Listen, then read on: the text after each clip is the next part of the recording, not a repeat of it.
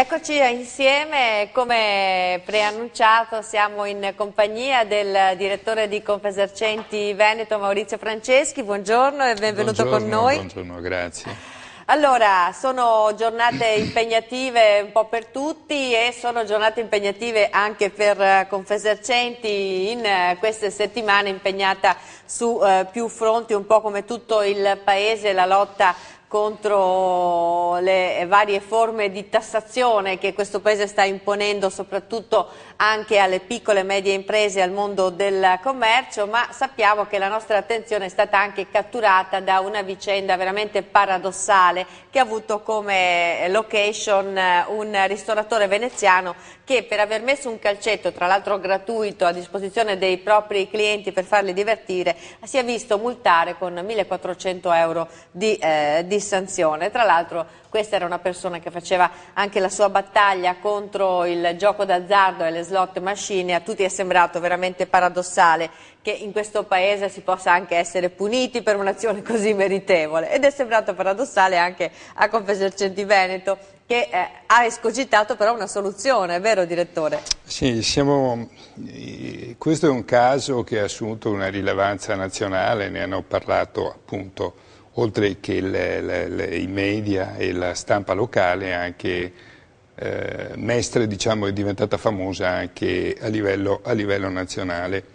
E a fronte di questa situazione che possiamo definire assurda, ci sono stati molti attestati di solidarietà, di comprensione da parte del sindaco, della politica, ma tutti sì, perché vicini. poi dopo dicono questo è un paese che sta male, non arrivano le imprese, non arrivano gli investimenti stranieri, insomma anche queste piccole cose fanno mucchio, come si dice, no? Sì, no, ma dico, rispetto a sto fatto, grande solidarietà da parte di tutti.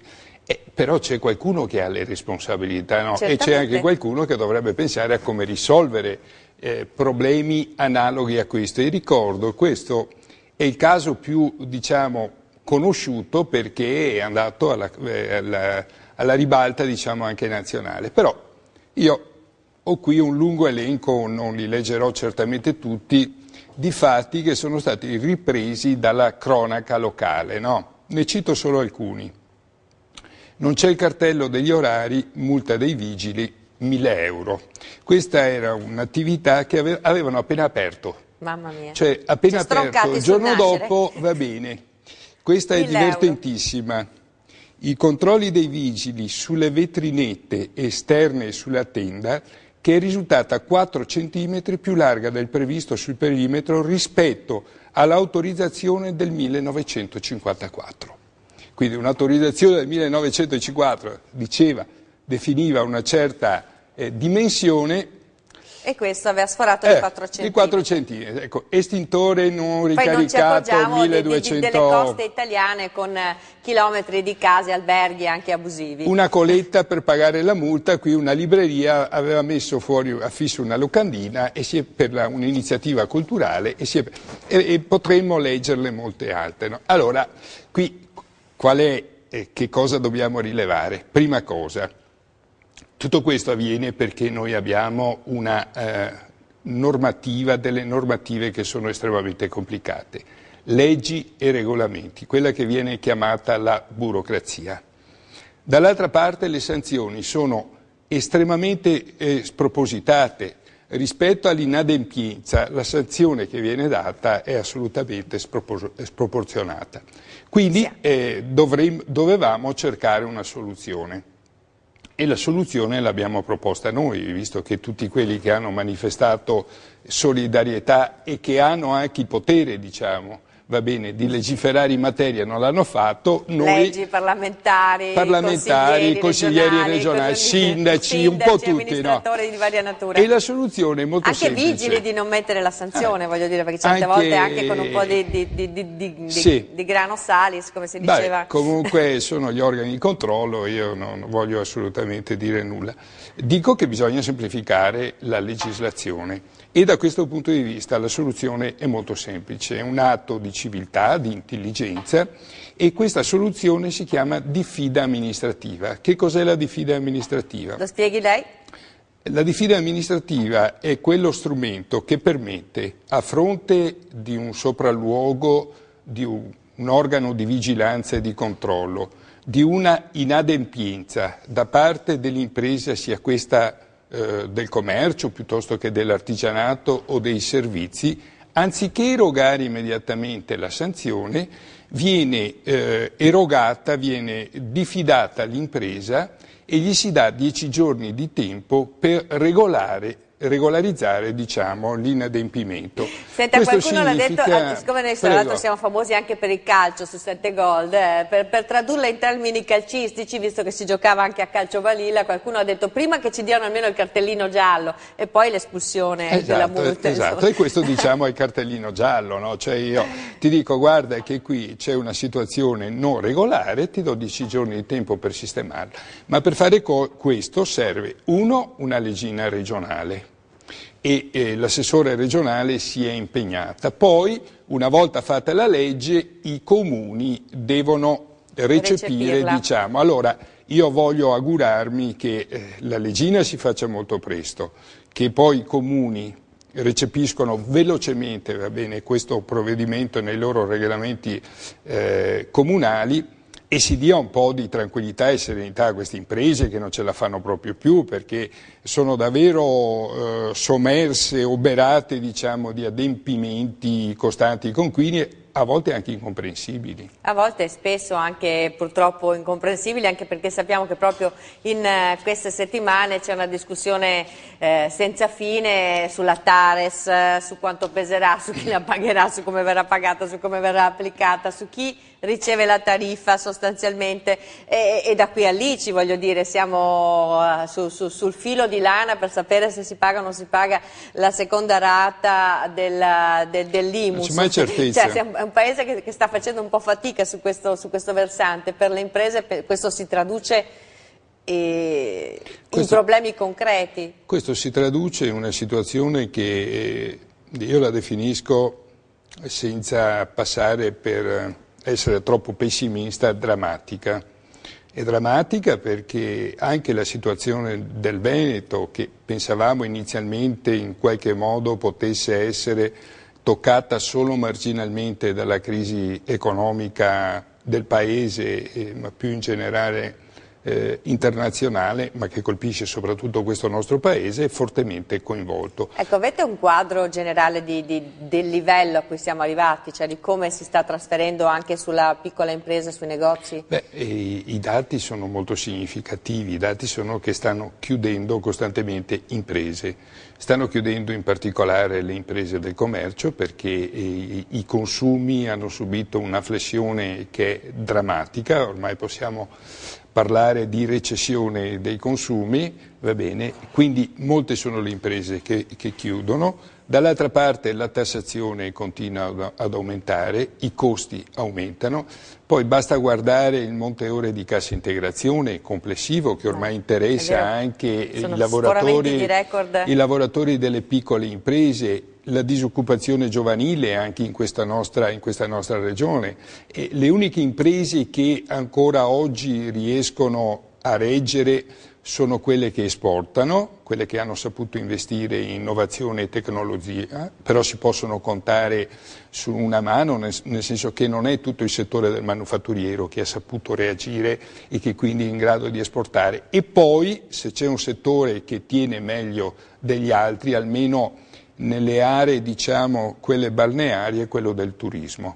Però la rimanenza, in particolare il commercio e l'artigianato, stanno vivendo una crisi che è drammatica davvero. Ecco, c'è qualcosa che si può fare, perché è vero che i piccoli negozi non ce la fanno dal punto di vista strutturale ad affrontare anche un livello di tassazione che diventa alto, e una componente altrettanto importante sono gli affitti, che non mi sembra che stiano diminuendo più di tanto a carico di chi ha magari un'attività storica e vuole continuare a rimanere nel posto dove era sostanzialmente. Questa è una componente molto, molto alta. Poi però c'è anche, è cambiato completamente anche il tipo di approccio del consumatore al commercio, al negozio sostanzialmente, perché le alternative ci sono e sono tante. La grande distribuzione è un'alternativa, il commercio online è un'altra alternativa, cioè sta cambiando tutto. Come si può ripensare al nostro sistema, che è fatto anche di tante piccole attività che rendono vivo questo paese? Ma un paese moderno deve avere un'offerta molto diversificata,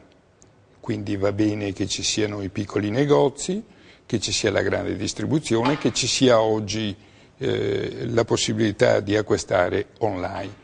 Ma il fatto è che questa diversificazione in realtà si sta sempre più traducendo in un monopolio di una sola parte, che è quella della grande distribuzione.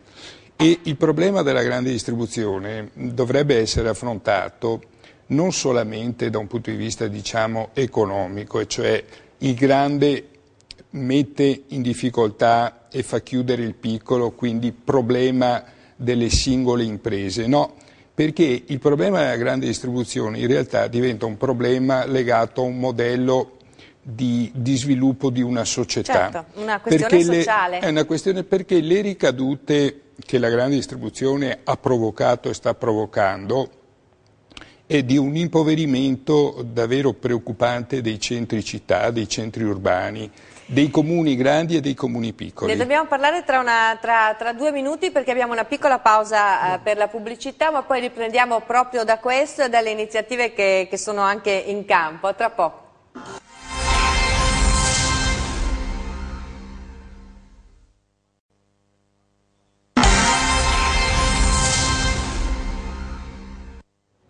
Eccoci qui ancora insieme a Maurizio Franceschi, direttore di Confesercenti Veneto, e stavamo parlando dell'impatto della grande distribuzione sui sistemi urbani, ma anche sul nostro sistema sociale, perché mi piace ripartire un po' da questo. In queste ore stiamo discutendo del futuro di Electrolux nel nostro paese e sappiamo che la questione sulle 30 euro del costo maggiore di una lavatrice prodotta in Italia rispetto alla lavatrice polacca, e tutti noi ovviamente siamo legittimamente sempre in corsa a cercare il prezzo migliore, che si tratti di un pacchetto di grissini o della lavatrice o di qualsiasi altro strumento di tecnologia. Questo è ormai un modo che ha cambiato radicalmente il modo di comprare dei consumatori, il modo di guardare alle cose dei consumatori, e questo sta danneggiando però tanto il nostro paese. Cioè, è il caso di riflettere su questo sistema? Io penso che sia davvero una riflessione che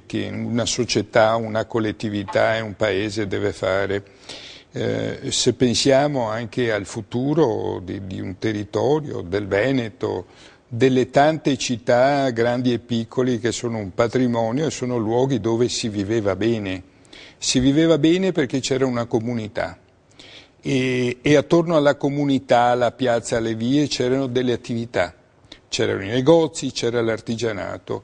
Ora con diciamo, il trasferimento di tutte queste funzioni, di gran parte di queste funzioni nei poli attrattori della grande distribuzione e dell'intrattenimento, perché non c'è solo commercio, c'è anche intrattenimento. Sta seguendo le stesse procedure. Noi abbiamo svuotato, diciamo, di funzione le città, e la conseguenza proprio inarrestabile di tutto questo è impoverimento della città, sul piano anche, se vuole, sociale.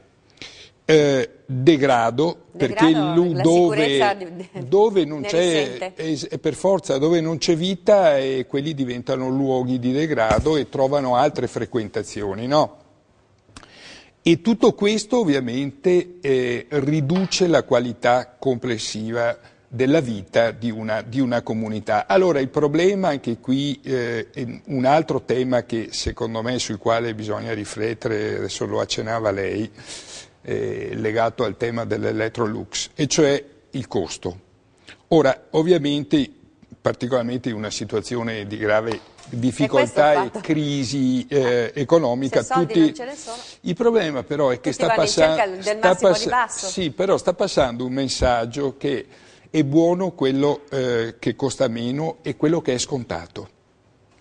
In realtà questo è un messaggio che torna utile solamente a chi lo fa, perché tu non sei mai in grado, per rimanere ad esempio sul tema del commercio, Una cosa che è costantemente scontata, tu non sai mai qual è il valore reale che ha, però sei convinto di aver acquistato bene perché è in sconto, no? Certo. Diversamente da quello che avviene durante il periodo dei saldi. Infatti, perché noi vogliamo mantenere i saldi così, diversamente dalla grande distribuzione che vorrebbe la liberalizzazione di tutto?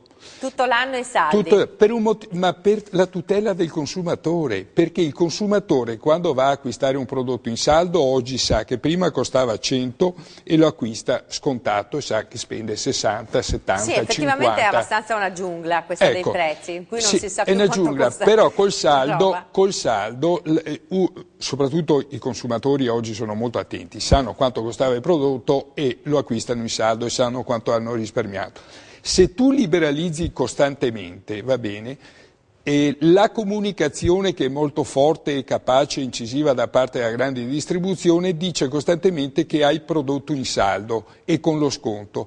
Tu vai lì, lo acquisti, convinto di aver risparmiato il 30, il 40%, ma quanto valeva originariamente quel prodotto? E quindi bisogna riflettere molto su tutte queste, diciamo, nuove forme secondo me la riflessione va fatta proprio profondamente, perché il valore dietro il valore del prodotto adesso lo capiamo perché ce l'abbiamo davanti agli occhi, sto problema con la questione che dicevamo dell'Electrolux, che è un po' una cartina di tornasole di tanti problemi e guai che forse avevamo un pochino sottovalutato. Dietro il valore del prodotto c'è il valore dell'uomo, nel senso che si capisce chiaramente che se uno deve andare a produrre in un posto dove non ci sono diritti, non c'è la sanità per tutti, non c'è questo, non c'è quello, non c'è quell'altro, c'è il paese costa niente, il lavoratore viene pagato niente, cioè tutto si tiene. Se vogliamo un sistema che offra garanzie, forse dobbiamo cominciare a ripensare un po' ad alcune cose. Ma devono anche ripensare gli industriali, in questo caso i proprietari, il management, perché tu non puoi vincere sul manufatturiero, tu non puoi essere competitivo anzi non puoi essere assolutamente competitivo pensando di lavorare sul costo, va bene, del lavoro, perché sappiamo benissimo, appunto, vai in Polonia piuttosto che in qualsiasi altro paese emergente che ha necessità. Allora, come dimostrano le aziende italiane che hanno saputo esportare, tu devi lavorare sull'innovazione e la ricerca, cioè tu devi produrre prodotti di alta qualità dove c'è ricerca, studio, innovazione e su questo tu ti affermi nel mercato, diciamo, mondiale e internazionale. Anche questo se sei piccolo riesci a farlo. Anche se sei piccolo, perché dobbiamo anche dire che questo è un paese che investe e destina molto poco in ricerca ed innovazione, perché le imprese in gran parte devono fare molto da soli. E invece le risorse, anziché essere buttate a pioggia con tutti gli sprechi che poi ci sono e conosciamo, dovremmo indirizzarle verso quei settori che possono avere un futuro il domani, no? E invece questo è un paese che non sa scegliere, non sa decidere, non ha coraggio. E certe volte non ha nemmeno voce. Dicevamo dei centri commerciali, so che lì a Marghera ne sta nascendo un altro, ci sono vari fronti di opposizione, però ormai la strada è tracciata. Questa è una follia, se pensiamo a quello che sta succedendo in particolare nell'area mestrina. Quella Mestre è una città circondata da centri commerciali, credo sia uno dei casi Penso che passare per la tangenziale sia una percezione abbastanza chiara di quello che stiamo dicendo. Uno dei casi unici in Italia, e oltre a quello che c'è, adesso aprirà Blo, se non ricordo male sono circa 26.000 metri quadri che si aggiungono, va bene, io trovo che sia una follia e credo che una volta tanto bisognerebbe che qualcuno, e io lo farò e lo sto facendo, dicesse di chi sono le responsabilità, perché qui sembra che nessuno sia mai responsabile. Cioè c'è una classe politica che governa questa regione, questo comune, va bene, o questi comuni da ormai tantissimi anni, va bene. Si alterna, stabile. Ma insomma c'è un'alternativa. Va bene. Qualcuno si assumerà la responsabilità di quello che sta succedendo oppure è sempre il fatto, la casualità che determina queste cose? Io credo che ci sia una classe politica che è responsabile del disastro a cui siamo arrivati in questa nostra regione e in particolare in alcune aree. si può invertire questa rotta in qualche maniera? Perché prima abbiamo detto sulla questione del biliardino una soluzione l'avete cercata e speriamo anche che la classe politica vi risponda. Le devo dire che non ho purtroppo molta fiducia di questa classe politica, perché è una classe politica autoreferenziale. Stiamo vedendo a livello nazionale quanta fatica si sta facendo e finalmente alcuni segnali sembra ci siano positivi, vedremo nei prossimi giorni, a portare a termine la riforma elettorale, che è uno degli aspetti importanti per cambiare questo nostro Paese, per avere dei governi che abbiano una maggioranza stabile. Però è un Paese che fa molta fatica a cambiare, una classe politica, una classe dirigente più in generale che fa molta fatica, ed è per questo che abbiamo deciso come associazioni di categoria del commercio e dell'artigianato per la prima volta tutte insieme ad andare a Roma e a protestare in piazza. Il 18 di febbraio saremo tantissimi. Se lei gentilmente mi tira fuori la pagina, la possiamo anche mostrare. C'è questa manifestazione il 18 di gennaio, vediamo. Scusi che la metto a favore della nostra Camera. Sì. Ecco. Di febbraio. Il 18 di febbraio a Roma, una manifestazione, vediamo un po' se riusciamo a farla vedere, eccola qui, mobilitazione generale delle imprese, perché ci sono tanti argomenti all'ordine del giorno, un fisco iniquo, la tassazione locale complicata e fuori controllo, il calvario burocratico. Alcune di queste cose le abbiamo dette proprio in questi minuti. Adesso sono solo dei titoli, però sono dei drammi alla fine a livello locale, soprattutto a livello dei piccoli che magari si sentono soli di fronte a problemi di ottusità anche del nostro sistema, perché se un'azienda chiude il danno a livello sociale è altissimo sul territorio. C'è un danno sociale, ma ci sono dei drammi che sono personali. Io conosco e purtroppo quotidianamente incontro delle imprese che sono alla disperazione, ma imprese sane fino a un po' di tempo fa, imprese che lavoravano bene, sono alla disperazione. E guardi, io sono stato anche molto sorpreso della grande adesione che c'è stata a questa nostra iniziativa. Partiremo con dei treni speciali, con dei pullman. A livello veneto solo noi come Confesercenti abbiamo già avuto circa 1500 adesioni. Sì, sappiamo che è un settore che non è che sale sui pullman e va a Roma con grande facilità. Bravissima, io dico con grande sorpresa anche mia e nostra, no? E tutte queste adesioni sono la dimostrazione di una situazione da parte delle imprese ormai che è insopportabile, e quindi chiedono a questo governo, a questa classe politica, per davvero di cambiare questo Paese. Ci vuole qualcosa di coraggioso, anche perché dicevo prima, alla fine quando un'impresa chiude, è vero, c'è il dramma personale, sappiamo, ne abbiamo parlato tante volte, di quanto tante volte si risolvono anche purtroppo nel peggiore dei modi, soprattutto qui a nord-est, ma poi queste persone che magari chiudono un'azienda si ritrovano a pesare sull'intera collettività, cioè anche il sistema sociale italiano si trova ad affrontare delle spese che non avrebbe affrontato, certo, se avesse dato una mano. Forse dobbiamo rinunciare a un po' di tasse per far ripartire il Paese. Il tema della tassazione troppo alta. Farle pagare giustamente a tutti, però forse in maniera un po' più lieve. Che la tassazione sia troppo alta, e questo ormai è dire un'ovvietà, nel senso che molto della difficoltà delle imprese, oltre ai costi di locazione alti, alla tassazione locale, c'è una tassazione nazionale, oltre che il costo della burocrazia che è estremamente costoso, diciamo, che ormai è inaccettabile per le imprese. Le imprese non possono stare in piedi con questo livello di tassazione. E poi tenga conto che c'è anche un altro problema: nel momento in cui chiedi un'impresa che poi diventa un problema e un costo sociale, lo diventa totalmente per quanto riguarda i lavoratori dipendenti, che hanno la possibilità di utilizzare la cassa integrazione in deroga, e quindi però è un costo che sosteniamo tutti. Ma gli imprenditori non hanno nessuna copertura, questi si trovano in strada dalla sera alla mattina senza nessun ammortizzatore sociale, e che di questi operatori nessuno parla, no? Infatti c'è stata una proposta recentemente, l'idea di istituire proprio una specie di fondo, un ammortizzatore per imprenditori. Sì, guarda, io penso che un fondo per gli imprenditori e comunque il salario minimo garantito per tutte le persone che sono senza lavoro sia uno di quegli obiettivi che un paese civile, moderno deve darsi e deve cercare di perseguire.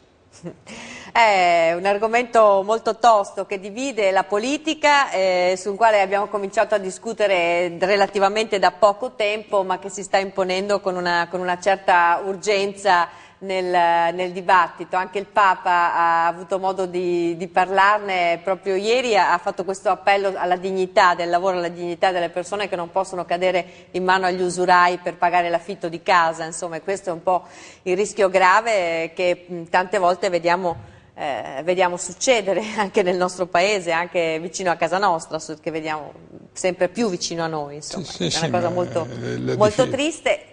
È difficile trovare una soluzione, è giusto manifestare ed è sacrosanto secondo me manifestare e chiedere delle soluzioni al governo. Insieme bisognerebbe trovare una soluzione che accompagni un po' il paese tutto fuori, con tutte le sue forze, con tutte le sue rappresentanze. Io penso che tutto Non so, questo... vi sentite ascoltati? Cioè voi adesso andate lì con l'obiettivo di essere ascoltati, pensate No. che sarete ascoltati? Io non lo so se saremo ascoltati, io so che il malcontento, il malessere, l'insofferenza ha raggiunto ormai un livello davvero preoccupante, perché purtroppo questa crisi non finisce mai. E anche le prospettive non sono assolutamente incoraggianti. Dall'altra parte io penso che una prima risposta debba venire ovviamente dalla classe politica. Le grandi riforme di cui stiamo discutendo da molti anni, ormai io penso che tutti i cittadini abbiano la nausea, io ce l'ho, quando sento i politici ripetere quelle cose che io non sono più giovane mi sentivo 20, 25, 15, 10 anni fa. Allora io credo che sia il momento di dire fatele queste riforme, le dovete fare voi, non è che le devono fare i cittadini, noi vi chiediamo di farle queste riforme e le riforme sono quella cosa che possono davvero rilanciare il paese, possono attirare investitori, semplificano la vita delle imprese, pensi solo alla complessità del fiscale e in materia del lavoro che le imprese devono costantemente affrontare. Pensi a quanti soldi vengono sprecati, non solo quelli della politica che è sempre rappresentata dal costo del numero dei parlamentari e lì ce n'è una buona parte e aggiungiamo anche tutto quello delle regioni che non sono seconde rispetto ai parlamentari e alla politica centrale, ma tutti gli sprechi che quotidianamente vengono fatti in opere pubbliche, in investimenti, va bene, sbagliati. E io credo che sia il momento di chiedere a una classe politica di essere davvero responsabile, di essere consapevole della situazione drammatica del Paese. Per cui io non sono mai abituato a fare populismo e demagogia, rifiuto sempre, cerco di evitare, però ogni tanto penso che loro non pensano ai cittadini perché sono in una condizione molto privilegiata e quella condizione in qualche modo gli permette di ritardare, di dilungare, di non risolvere i problemi che hanno le persone e le imprese. Ecco, viviamo in un sistema che si inserisce ovviamente all'interno della comunità europea e il confronto che facciamo con il nostro paese siamo abituati a farlo con altre capitali europee, anche sul mondo del commercio siamo abituati a fare questo. Altri paesi sono riusciti ad affrontare delle sfide, a rivitalizzare i propri centri urbani, a renderli dinamici utilizzando risorse culturali, risorse di varia natura. Insomma, noi come possiamo farci? Non è che ci mancano i centri urbani interessanti, non ci manca l'offerta, non ci manca quasi niente, gli ingredienti dovrebbero esserci. A noi manca la responsabilità, manca la responsabilità di una classe dirigente, politica e dirigente che prenda in mano questo Paese e cominci a decidere dove investire e quali sono le priorità. Il tema delle città, guardi, in giro per il mondo anche la ripresa economica è partita dalle città, perché le città sono dei distretti, diciamo, produttivi, è improprio chiamarli produttivi, dove però ci sono centinaia di migliaia di aziende. Tra l'altro proprio dentro le città c'è una grande concentrazione di innovazione che viene realizzata, dei servizi, dei processi, diciamo, anche di distribuzione, insomma. Le città sono, ma poi le città sono anche, producono cultura, va bene? Che anche la cultura produce economia. Allora, le città intelligenti, si parla di smart city, no? Mi sa che devo interromperla, chiudiamo questa frase velocemente perché abbiamo scaduto allora, tutti i tempi. diciamo una cosa, noi abbiamo bisogno di città intelligenti, smart city si dicono, che sono esperienze positive già realizzate negli altri paesi europei, solo che per avere città intelligenti bisogna avere amministratori intelligenti. Su questa frase chiudiamo questa giornata con l'impegno a vederci dopo il 18 per capire com'è andata la manifestazione di febbraio. Grazie a Maurizio Franceschi e a voi ascoltatori per essere stati con noi. Buona giornata.